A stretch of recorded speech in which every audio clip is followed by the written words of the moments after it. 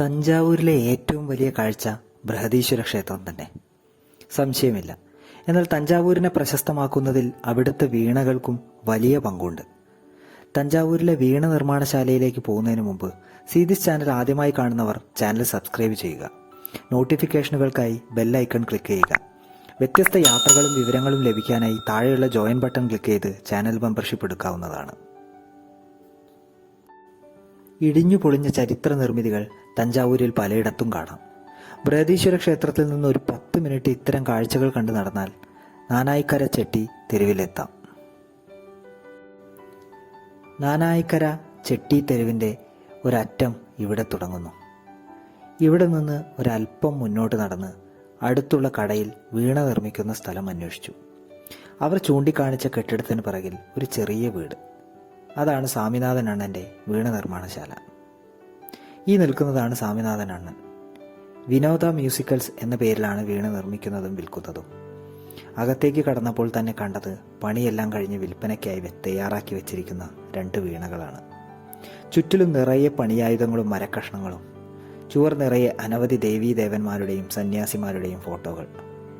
വീണ നിർമ്മാണത്തിനായി പല ഘട്ടങ്ങളിലായിരിക്കുന്ന തടിക്കഷ്ണങ്ങൾ സ്വാമിനാഥൻ അണ്ണൻ കാണിച്ചു തന്നു.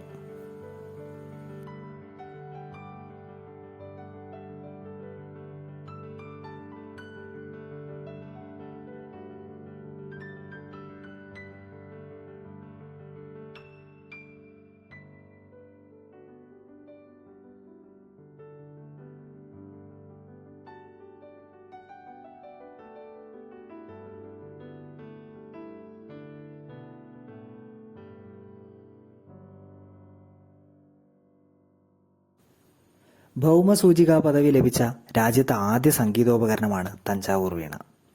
പ്ലാവിൻ്റെ തടി കൊണ്ടാണ് ഇവിടെ വീണയുണ്ടാക്കുന്നത്. ഒറ്റത്തടിയിലുണ്ടാക്കുന്ന ഏകാന്ത വീണയും കഷ്ണങ്ങൾ ഒരുമിച്ച് ചേർത്തുണ്ടാക്കുന്ന ഒട്ടുവീണയും ഇവിടെ നിർമ്മിക്കുന്നു. തടിയുടെ ഉള്ളു തുരന്നാണ് വീണയുടെ നിർമ്മാണം. ഒരു വീണയുണ്ടാക്കാൻ 2 ആഴ്ചയോളം സമയമെടുക്കും. തഞ്ചാവൂർ വീണയ്ക്ക് 20,000 രൂപ മുതൽ 60,000 രൂപ വരെയാണ് സാധാരണ വില. വീണയുടെ ഒരറ്റം ഉരുണ്ടതും വ്യാളീമുഖത്തോടെയുമൊക്കെയുള്ള വിവിധ തരം വീണകൾ ഇവിടെ നിർമ്മിക്കുന്നു. ഇവിടെ പ്രശസ്തരായ വീണാവാദകർ നേരിട്ടെത്തി തങ്ങളുടെ ആവശ്യം പറയുമ്പോൾ അതുപോലെ ഉണ്ടാക്കി കൊടുക്കാറുമുണ്ട്.